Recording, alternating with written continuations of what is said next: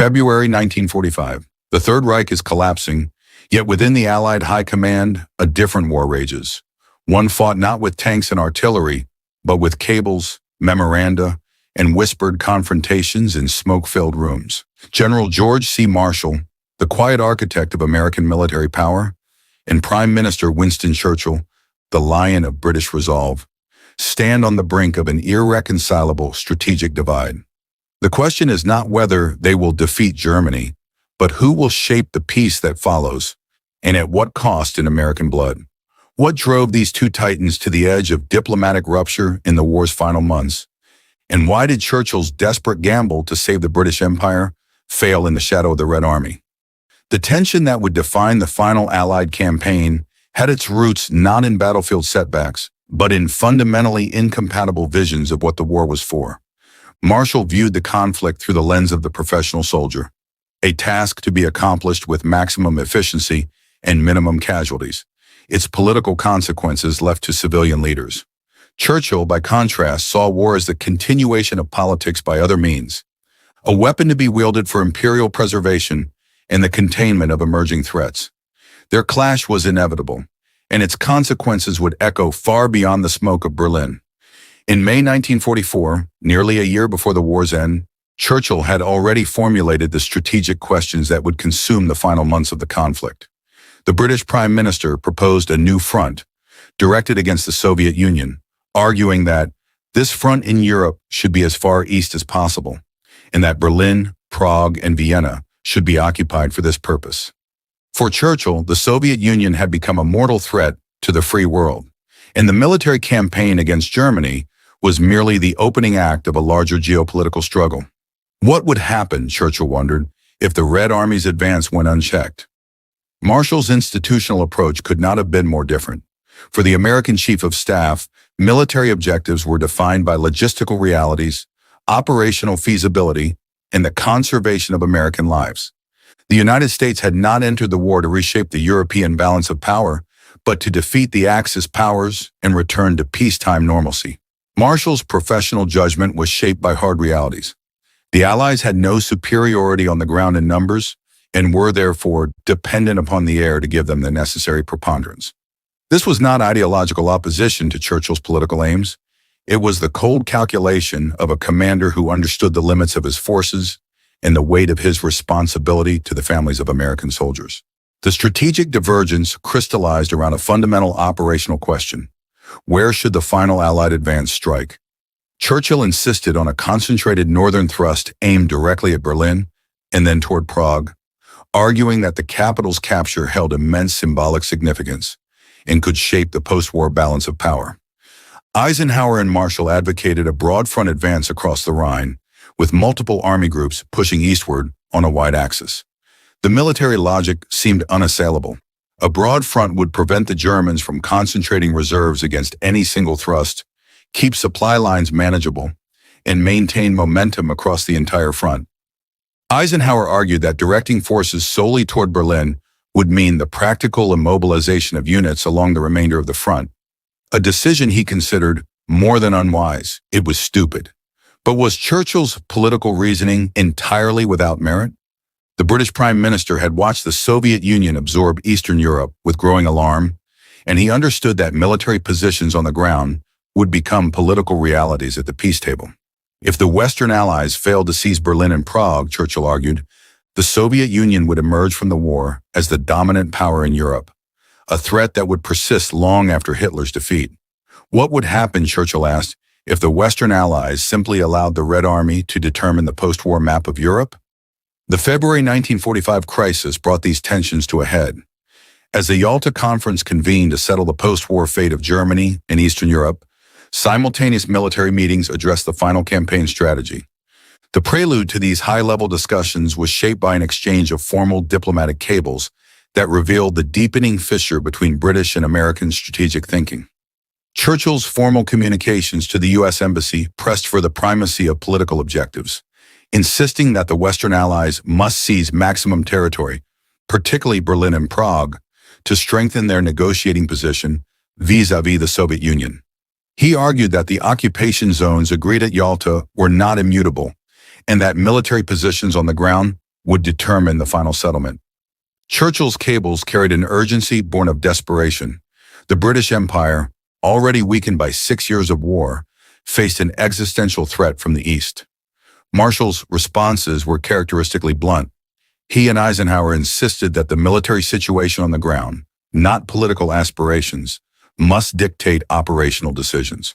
The Soviets were only 35 miles from Berlin, making an American race to the capital militarily unsound.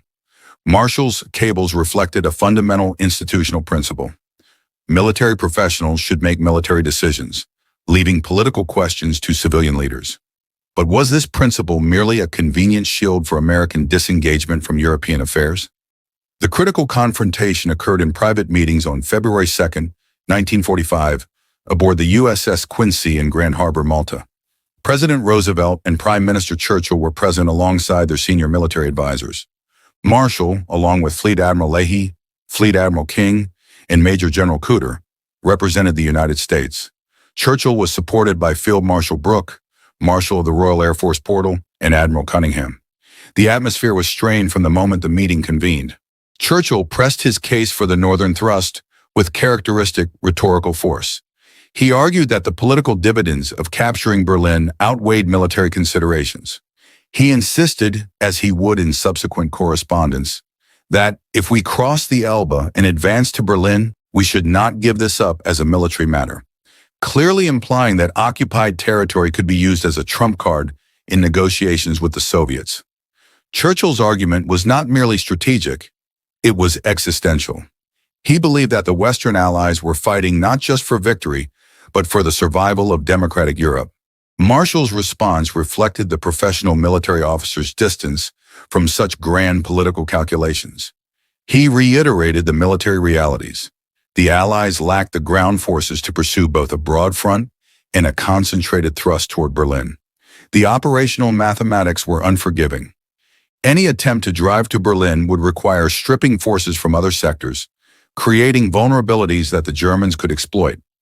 Marshall's argument was not a rejection of Churchill's political concerns, but a recognition of military necessity. The tension at the Malta meeting reflected a deeper institutional conflict. Churchill, as prime minister, viewed himself as a military strategist entitled to direct operations. Marshall, as chief of staff, viewed military command as a professional sphere in which civilian leaders should defer to military judgment. This philosophical divide would poison Anglo-American relations in the war's final months, as Churchill sought to circumvent the established chain of command and impose his strategic vision on reluctant American commanders. What made the situation particularly fraught was the complexity of the command structure itself. Eisenhower, as Supreme Allied Commander, reported to the combined chiefs of staff, who in turn answered to Roosevelt and Churchill. This dual-chain arrangement created inherent ambiguities. Churchill could theoretically exert influence through the British chiefs of staff, while Marshall could counter through the American Joint Chiefs. The result was a diplomatic war fought through cables and memoranda, with neither side willing to concede. Churchill's frustration was palpable. He wrote to Roosevelt on April 1, 1945, with characteristic urgency, "If they, the Russians, also take Berlin, will not their impression that they have been the overwhelming contributor to our common victory be unduly imprinted in their minds?" The Prime Minister's question was not merely rhetorical, it reflected a profound anxiety about the post-war balance of power. Churchill understood that perceptions mattered as much as realities in international affairs, and he feared that Soviet claims of sole victory would reshape the global order. Marshall's position, however, was not simply a rejection of Churchill's political concerns. The American Chief of Staff had his own strategic logic, one rooted in the constraints of coalition warfare and the realities of American public opinion. The United States had entered the war to defeat Germany and Japan, not to reshape the European balance of power. American soldiers, Marshall knew, were fighting for victory, not empire. Any strategy that sacrificed American lives for British imperial objectives would be unsustainable politically and morally. Eisenhower articulated this perspective in his memoirs, noting that to sustain a strong force at such a distance from our major bases along the Rhine would have meant the practical immobilization of units along the remainder of the front, a risk he refused to take for political advantage. Eisenhower's calculation was not merely military, It was institutional. The Supreme Allied Commander understood that his responsibilities extended beyond battlefield victory to the preservation of Allied unity and the maintenance of public support for the war effort. But Eisenhower's decision to prioritize the broad front over Berlin left Churchill feeling betrayed. The British Prime Minister saw the Allied campaign as a race against the Soviets, a contest for the soul of Europe. Every mile of territory left to the Red Army was, in Churchill's view, a mile lost to communist domination. The Prime Minister's cables to Washington grew increasingly desperate, reflecting a leader watching his strategic vision crumble under the weight of American pragmatism. The February 1945 crisis reached its peak during the military meetings that accompanied the Yalta Conference. At the Chequers meeting and subsequent conversations at the War Office, Churchill laid out his case with increasing urgency. He argued that the Western Allies must advance as far east as possible to prevent the Soviet Union from consolidating control over Eastern Europe. The Russian armies of the South seemed certain to enter Vienna and overrun Austria. He warned Eisenhower on March 31st. If we deliberately leave Berlin to them, even if it should be in our grasp, the double event may strengthen their conviction, already apparent that they have done everything.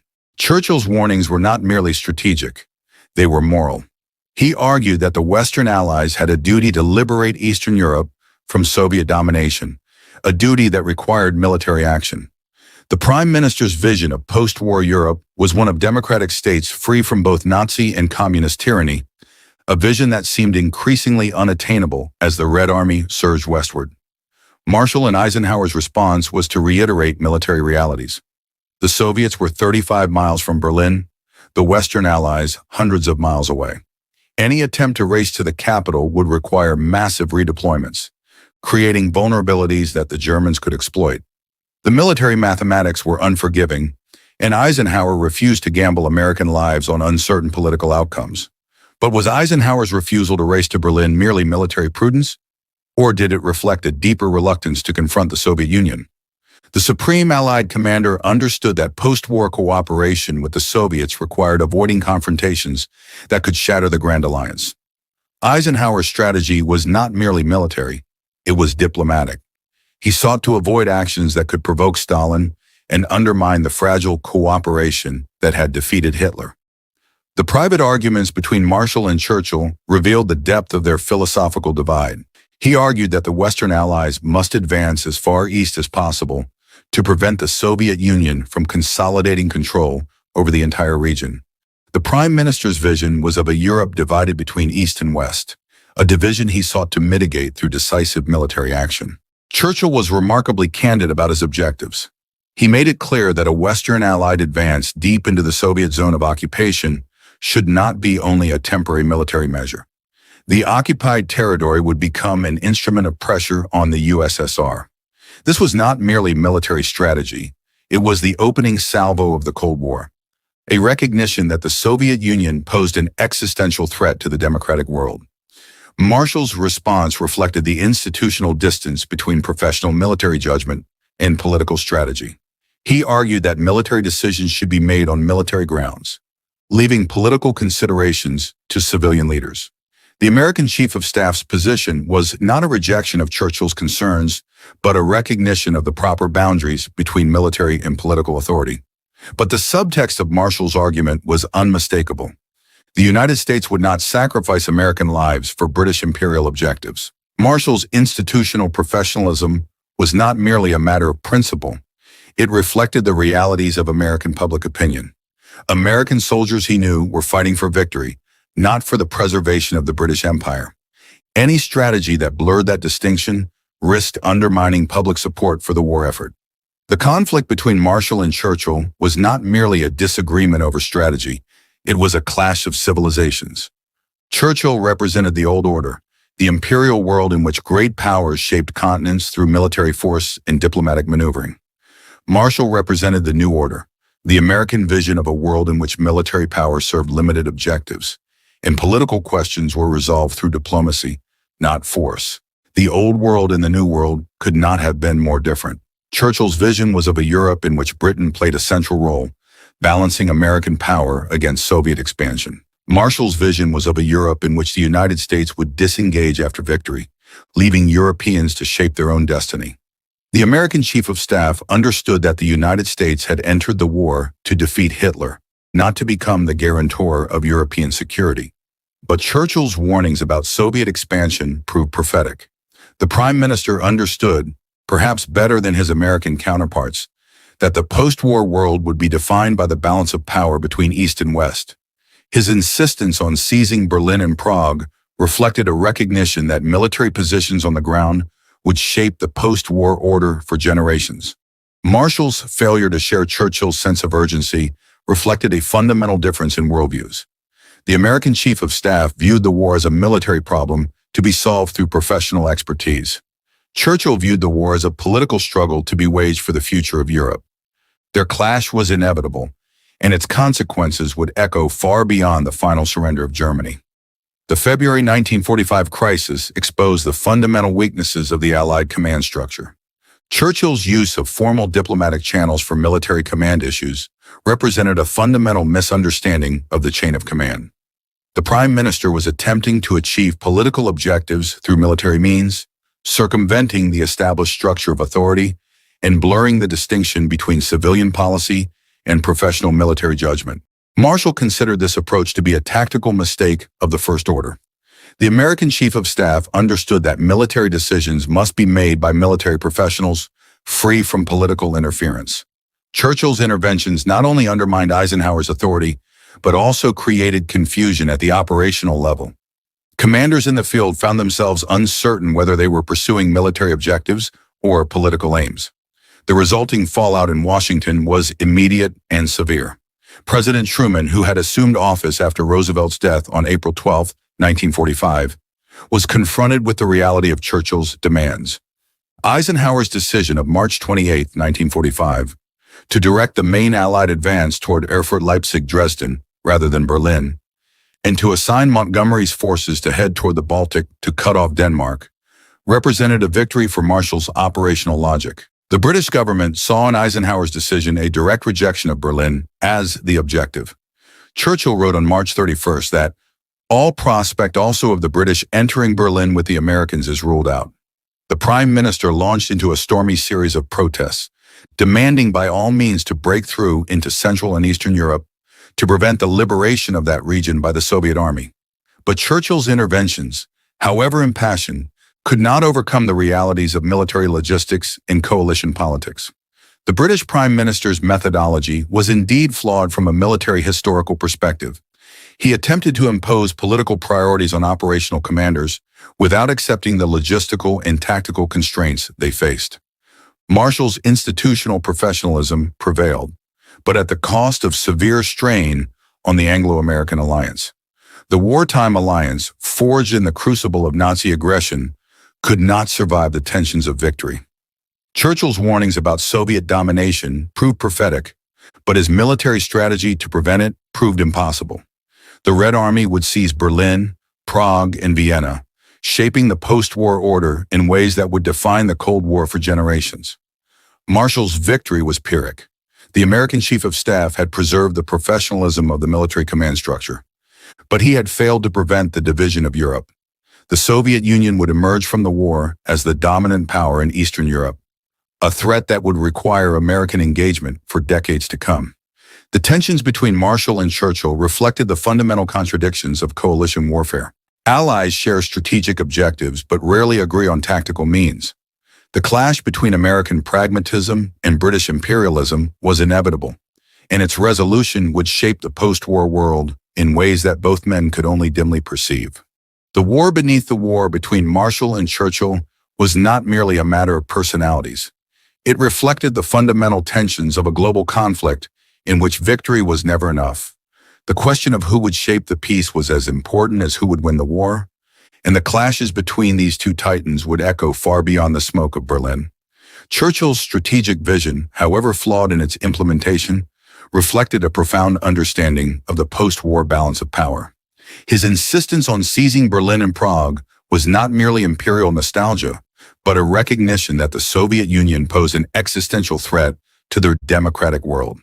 The Prime Minister's warnings would be vindicated by history, but his strategy could not overcome the realities of coalition politics. Marshall's institutional professionalism, however justifiable in military terms, reflected a failure to grasp the political dimensions of the conflict. The American Chief of Staff viewed the war as a military problem to be solved through professional expertise, leaving political considerations to civilian leaders. But the division of Europe was not merely a political question. It was a military reality shaped by the decisions of commanders in the field. As the war in Europe entered its final weeks, the clash between Marshall and Churchill remained unresolved. The Soviet Union surged toward Berlin, the Western Allies advanced across the Rhine, and the future of Europe hung in the balance. The questions that had divided the two leaders would not be answered until the final surrender. And even then, the answers would remain contested for decades. The February 1945 crisis was not merely a clash of personalities. It was a clash of worldviews. Churchill represented the old order, the imperial world in which great powers shaped continents through military force and diplomatic maneuvering. Marshall represented the new order, the American vision of a world in which military powers served limited objectives and political questions were resolved through diplomacy, not force. The old order would not survive the war. The British Empire, already weakened by 6 years of conflict, would crumble in the years after 1945. Churchill's warnings about Soviet domination would prove prophetic, but his strategy to prevent it would fail. The division of Europe would persist for decades, a testament to the limitations of military power in shaping post-war settlements. Marshall's vision of a world in which military power served limited objectives would prove more resilient. The United States would emerge from the war as the dominant global power, but its engagement in Europe would continue for generations. The American Chief of Staff's insistence on professional military judgment would shape the post-war military establishment, but his reluctance to confront Soviet expansion would leave a legacy of division. The war beneath the war between Marshall and Churchill would remain a defining moment of the 20th century.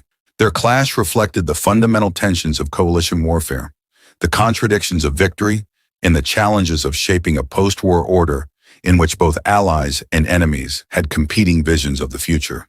The final act of the European theater would be shaped not only by the armies in the field, but by the minds and wills of the commanders who directed them. As April 1945 dawned, the crisis that had simmered since February reached its boiling point. Churchill's cables grew increasingly desperate, warning that the Soviet Union would impose their will on Eastern Europe unless the Western Allies acted decisively. Marshall and Eisenhower remained steadfast in their commitment to the broad front strategy, insisting that military realities could not be ignored. The British Prime Minister's frustration was palpable. He had watched the empire crumble, his strategic vision unravel, and his influence wane in the face of American pragmatism. Yet Churchill refused to surrender, even as the final outcome became clear.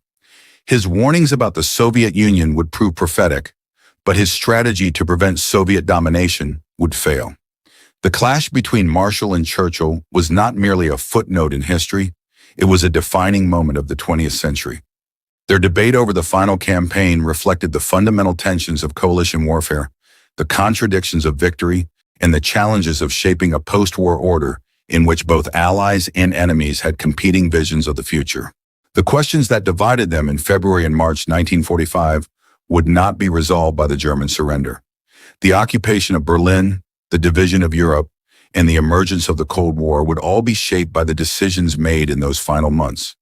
The war beneath the war had lasting consequences that would echo far beyond the smoke of Berlin. What would Churchill demand next, and how would Marshall respond? Would the American Chief of Staff relent, or would Churchill's desperate appeals force a strategic reversal that could reshape the post-war world?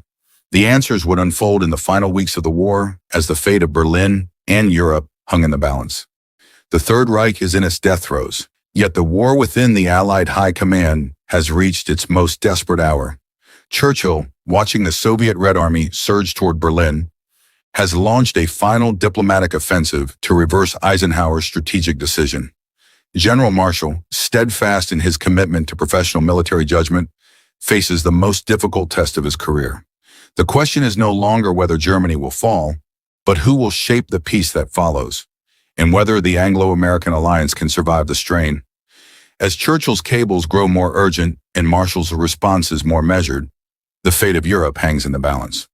On March 31st, 1945, Churchill dispatched a telegram to Eisenhower that would become one of the most contentious documents of the war.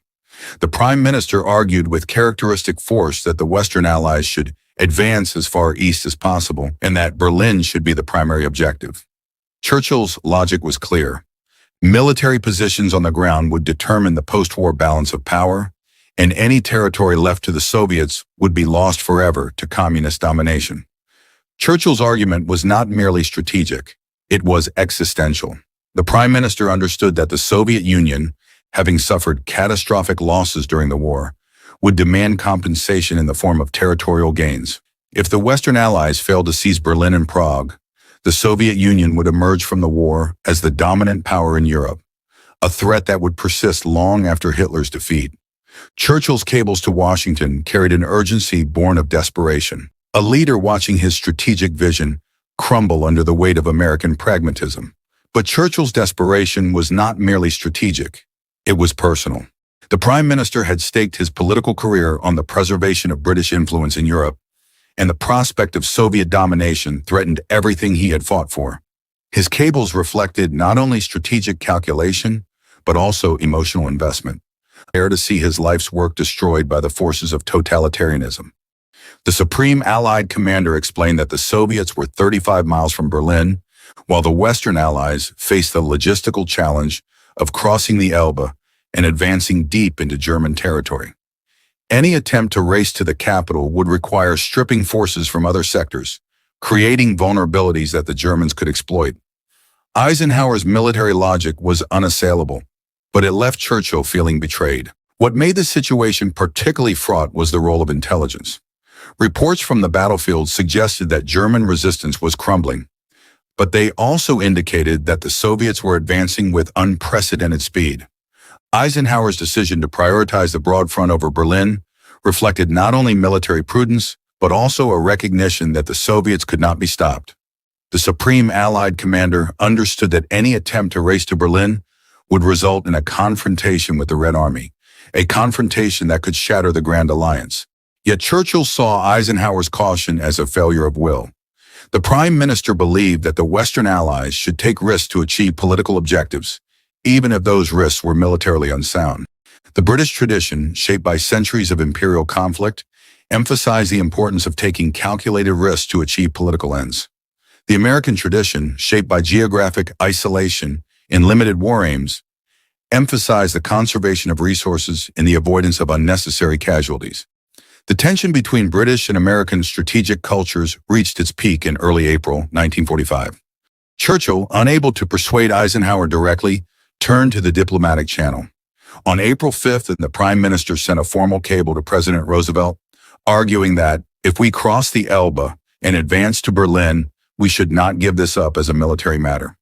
Churchill's cable was a masterwork of strategic argumentation, weaving together military logic and political necessity. Churchill argued that the Western Allies had a moral duty to liberate Eastern Europe from Soviet domination. The Prime Minister's argument was not merely strategic, it was ethical. He believed that the democratic powers had a responsibility to prevent the spread of totalitarianism, even if doing so required military action. Churchill's moral conviction lent his cables a passion that Marshal and Eisenhower found difficult to counter. Marshall's response to Churchill's diplomatic offensive was characteristic of his institutional approach. The American Chief of Staff argued that military decisions should be made on military grounds, leaving political considerations to civilian leaders. Marshall's position was not a rejection of Churchill's concerns, but a recognition of the proper boundaries between military and political authority. But the American Chief of Staff's argument concealed a deeper calculation. Marshall understood that the United States had entered the war to defeat Germany, not to reshape the European balance of power. Any strategy that sacrificed American lives for British imperial objectives would be unsustainable politically and morally. Marshall's insistence on professional military judgment reflected not only institutional principle, but also the realities of American public opinion. The diplomatic war between Marshall and Churchill reached its climax in mid-April 1945. Churchill, increasingly desperate, launched a series of diplomatic initiatives designed to force a reversal of Eisenhower's strategy. The Prime Minister's efforts were coordinated with the British Chiefs of Staff, who shared his concern about Soviet expansion. The British government pressed the Americans to reconsider their operational priorities, arguing that the political stakes were too high to leave Berlin to the Russians. Churchill's diplomatic offensive put Marshall in a difficult position. The American chief of staff was committed to supporting Eisenhower's operational decisions, but he also understood the political pressure that Churchill was exerting. Marshall faced a fundamental dilemma. Should he defend the professional independence of the military command, or should he accede to Churchill's political demands? The chief of staff's response was characteristically measured, but it reflected a deep concern about the direction of Allied strategy. Marshall's position was reinforced by President Truman, who had assumed office on April 12, 1945. The new president was still learning the complexities of grand strategy, but he understood the importance of professional military judgment. Truman supported Marshall's insistence that military decisions be made on military grounds, leaving political questions to civilian leaders. The president's support gave Marshall the backing he needed to resist Churchill's demands. Eisenhower's decision to direct the main Allied advance toward Erfurt, Leipzig, Dresden, rather than Berlin was announced on March 28, 1945. The Supreme Allied Commander's operational directive assigned Montgomery's forces to head toward the Baltic to cut off Denmark, effectively ending any prospect of a Western Allied race to Berlin. The decision represented a victory for Marshall's operational logic, but it left Churchill feeling betrayed. The British Prime Minister's response was immediate and emotional. Churchill wrote on March 31st that all prospect also of the British entering Berlin with the Americans is ruled out. The Prime Minister launched into a stormy series of protests, demanding by all means to break through into Central and Eastern Europe to prevent the liberation of that region by the Soviet Army. Churchill's protests reflected not only strategic calculation, but also personal frustration, a leader who had watched his influence wane in the face of American pragmatism. Yet Churchill's protests were not without effect. The Prime Minister's diplomatic offensive forced Eisenhower to reconsider his operational priorities, at least temporarily. The Supreme Allied Commander understood that Churchill's political concerns could not be entirely ignored, and he sought to accommodate British demands where possible. The result was a compromise that allowed Montgomery's forces to advance toward the Baltic, while Eisenhower's main thrust remained focused on the center. The compromise reflected the realities of coalition warfare. The Western Allies were fighting a common enemy, but they had different strategic objectives. Churchill's insistence on seizing Berlin and Prague reflected British concerns about the post-war balance of power, while Eisenhower's commitment to the broad front reflected American concerns about military efficiency and the conservation of American lives. The compromise was imperfect, but it allowed the Allied campaign to continue without fracturing the Grand Alliance. But the compromise was not without consequences. Churchill's anger at Eisenhower's decision persisted, and the Prime Minister's trust in the Supreme Allied Commander was permanently damaged. The diplomatic war between Marshall and Churchill had created a rift in the Anglo-American alliance that would take years to heal. The clash over Berlin reflected not only strategic disagreement, but also the fundamental tensions of coalition warfare. Marshall's approach to the conflict was characterized by institutional professionalism. The American Chief of Staff believed that military decisions should be made on military grounds, leaving political considerations to civilian leaders. Marshall's insistence on professional military judgment reflected his training as a soldier and his experience as a commander. He understood that the military chain of command must be respected if the Allied campaign was to succeed. Churchill's approach reflected a different set of assumptions. The British Prime Minister believed that war was the continuation of politics by other means, and that military strategy must serve political ends. Churchill's insistence on seizing Berlin and Prague reflected his conviction that the post-war balance of power would be shaped by military positions on the ground. The Prime Minister's understanding of international politics was more sophisticated than Marshall's, but his willingness to intervene in military operations created friction in the Allied command structure. The tension between institutional professionalism and political intervention reached its peak in late April 1945.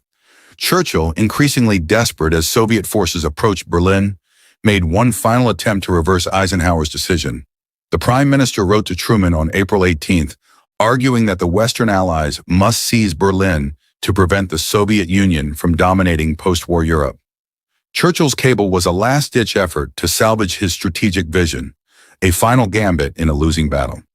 Truman's response was measured but firm. The president supported Marshall's insistence that military decisions be made on military grounds, leaving political questions to civilian leaders. Truman's position reflected both his respect for professional military judgment and his recognition that the United States had no interest in sacrificing American lives for British imperial objectives. The president's support gave Marshall the backing he needed to resist Churchill's final offensive. Churchill's reaction to Truman's response was one of bitter disappointment. The prime minister had staked his political future on the preservation of British influence in Europe. Churchill's frustration was palpable, a leader watching his strategic vision crumble under the weight of American pragmatism. But Churchill's frustration was not merely personal, it was institutional. The British prime minister understood that the end of the war would mark the end of British preeminence in Europe. The United States would emerge from the conflict as the dominant global power, and Britain would be relegated to a secondary role. The final diplomatic exchanges between Churchill and Marshall in late April 1945 revealed the depth of their strategic divide. Churchill argued that the Western Allies must advance as far east as possible to prevent the Soviet Union from consolidating control over Eastern Europe. Marshall responded that military realities made a race to Berlin impossible, and that any attempt to confront the Soviets would risk shattering the Grand Alliance. The American Chief of Staff's argument was not merely military. It was diplomatic. Marshall understood that post-war cooperation with the Soviets required avoiding confrontations that could undermine the fragile cooperation that had defeated Hitler. The Chief of Staff's insistence on professional military judgment reflected not only institutional principle, but also a strategic calculation about the post-war order. But Churchill saw Marshall's caution as a failure of will. The Prime Minister believed that the Western Allies should take risks to achieve political objectives, even if those risks were militarily unsound. Churchill's frustration with American caution reflected a fundamental difference in strategic culture, a difference that would persist long after the war ended. The diplomatic war between Marshall and Churchill had lasting consequences for the Anglo-American alliance. The clash over Berlin created a rift in the Allied command structure that would take years to heal. Churchill's trust in Eisenhower was permanently damaged, and the Prime Minister's relationship with the Supreme Allied Commander never fully recovered. Marshall's insistence on professional military judgment preserved the integrity of the military command, but it also alienated Britain's wartime leader. The fall of Berlin to Soviet forces on May 2, 1945, marked the final defeat of Churchill's strategic vision. The Soviet Union had seized the German capital, and the post-war balance of power would be shaped by Soviet dominance in Eastern Europe. Churchill's warnings about Soviet expansion had proven prophetic, but his strategy to prevent it had failed. The British Prime Minister's sense of loss was profound. Churchill had fought for the preservation of British influence in Europe, and he had lost. The post-war world would be divided between East and West, and Britain would be relegated to a secondary role. Churchill's strategic vision, however flawed in its implementation, had reflected a profound understanding of the post-war balance of power. Marshall's response to the fall of Berlin was more measured. The American Chief of Staff understood that the capture of the German capital was inevitable, given the military realities. Marshall had never supported a race to Berlin, and he viewed the city's fall to Soviet forces as a consequence of the strategic professionalism had preserved the integrity of the military command, but it had also allowed the Soviet Union to achieve dominance in Eastern Europe. The fall of Prague to Soviet forces on May 9, 1945, represented a second strategic defeat for Churchill. The British Prime Minister had insisted that the Western Allies must liberate Czechoslovakia, arguing that the fall of Prague to Soviet forces would consolidate Soviet control over Eastern Europe. The Soviet capture of Prague on May 9, 1945, sealed the post-war fate of Czechoslovakia, which would remain under Soviet domination until the collapse of the Iron Curtain in 1989. The loss of Prague was a bitter blow to Churchill. The Prime Minister had argued that the Western Allies must advance to Czechoslovakia to prevent Soviet domination, but the military realities made such an advance impossible. The Soviet Union had seized Prague, and the post-war fate of Czechoslovakia was sealed. Churchill's strategic vision had failed once again. But Churchill's failure was not merely personal, it was institutional.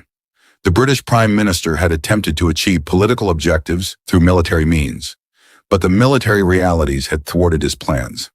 The post-war division of Europe would be shaped by the balance of power on the ground, and the Soviet Union had achieved dominance in Eastern Europe. Churchill's warnings about Soviet expansion had proven prophetic, but his strategy to prevent it had failed. Marshall's response to the fall of Prague was characteristic of his institutional approach. The American Chief of Staff understood that military realities had made a Western Allied advance to Prague impossible.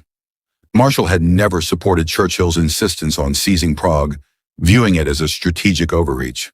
The Chief of Staff's institutional professionalism had preserved the integrity of the military command, but it had also allowed the Soviet Union to achieve dominance in Czechoslovakia.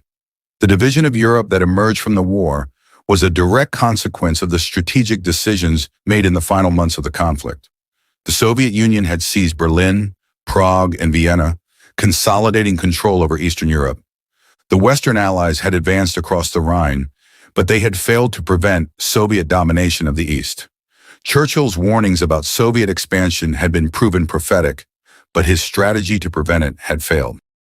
V-Day celebrations on May 8, 1945, masked the tensions that had defined the final months of the war. Churchill stood before the British people and declared victory, but his heart was heavy with the knowledge that the Soviet Union had won the peace.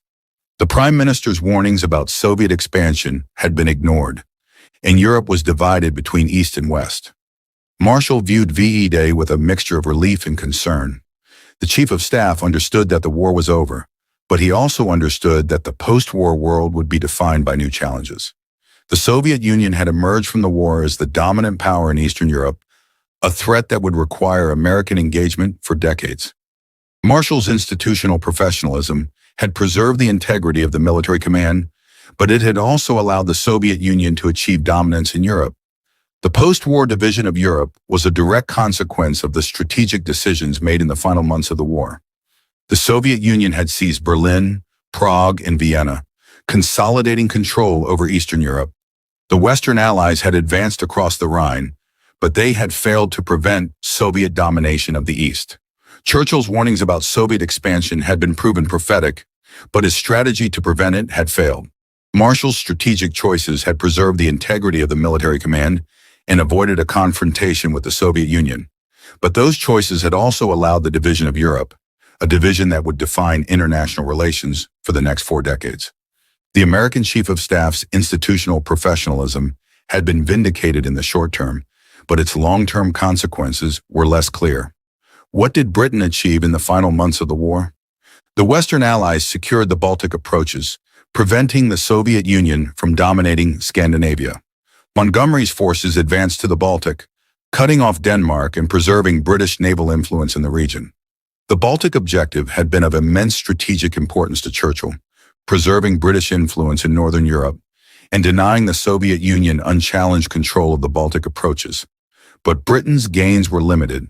The loss of Berlin, Prague, and Vienna had sealed the post-war fate of Eastern Europe. The Soviet Union had achieved dominance in the East, and the Cold War division of Europe was inevitable. Churchill's strategic vision had been vindicated by history, but his strategy to prevent Soviet domination had failed. What did the United States achieve? The Western Allies had advanced across the Rhine, securing the Western occupation zones and preventing the Soviet Union from dominating all of Germany. The American strategy had preserved the integrity of the Allied command structure, avoiding a confrontation with the Soviet Union that could have shattering consequences. But the price of that caution was the division of Europe, a division that would persist for generations. The outcome of the negotiations between Marshall and Churchill was a compromise that satisfied neither side. Churchill failed to achieve his objective of seizing Berlin and Prague, but he succeeded in securing the Baltic approaches. Marshall failed to prevent the division of Europe, but he succeeded in preserving the integrity of the military command. The compromise reflected the realities of coalition warfare, but it left both leaders dissatisfied. The German surrender, signed in Reims on May 7, 1945, marked the end of the war in Europe. Churchill and Marshall stood together on the podium of history, their strategic differences momentarily forgotten in the triumph of victory. But the divisions that had shaped the final months of the war would persist, a legacy of unresolved tensions that would define the post-war world. The division of Europe was the most significant consequence of the strategic decisions made in the final months of the war. The Soviet Union had seized Berlin, Prague, and Vienna, and the Iron Curtain had descended across the continent. Churchill's warnings about Soviet expansion had been proven prophetic, but his strategy to prevent it had failed. The Cold War had begun. Marshall's strategic choices had preserved the integrity of the military command and avoided a confrontation with the Soviet Union. But those choices had also allowed the division of Europe, a division that would shape international relations for decades. The American Chief of Staff's institutional professionalism had been vindicated in the short term, but its long-term consequences were less clear. The legacy of the diplomatic war between Marshall and Churchill was a post-war world defined by division and conflict. The Soviet Union dominated Eastern Europe, the Western Allies controlled the West, and the Iron Curtain separated the two sides. Churchill's warnings had been ignored, but his vision of Soviet expansion had been vindicated. Marshall's professionalism had preserved the military command, but it had also allowed the division of Europe. The final act of the diplomatic war between Marshall and Churchill was the Potsdam Conference, held from July 16th to August 2nd, 1945. The leaders of the victorious powers gathered to settle the fate of Germany and Eastern Europe, but the decisions had already been made by military positions on the ground. The division of Europe was confirmed and the Cold War was sealed. Churchill attended the conference but was replaced mid-session by Clement Attlee, following the Labour Party's victory in the British general election. The Prime Minister's departure from the conference marked the end of an era. Britain's influence in European affairs had been eclipsed by the United States and the Soviet Union, and Churchill's strategic vision had been consigned to history. Marshall's presence at Potsdam was less prominent, but his influence was felt throughout the negotiations. The American Chief of Staff's insistence on professional military judgment had shaped the post-war order, and the division of Europe was the consequence of his strategic choices. Marshall's legacy was a world divided between East and West, a Cold War that would persist for generations. The clash between Marshall and Churchill had been a defining moment of the 20th century. Their debate over the final campaign reflected the fundamental tensions of coalition warfare, the contradictions of victory, and the challenges of shaping a post-war order in which both allies and enemies had competing visions of the future. The war beneath the war had lasting consequences that would echo far beyond the smoke of Berlin. Was Churchill right to prioritize the political objective of seizing Berlin over the military considerations emphasized by Eisenhower and Marshall? Given the post-war division of Europe in the onset of the Cold War, could a more aggressive Western Allied strategy in the final weeks of the war have prevented Soviet domination of Eastern Europe? Or would it have risked a confrontation that might have shattered the Grand Alliance and prolonged the war? Let us know your thoughts in the comments below, and don't forget to subscribe and hit the notification bell.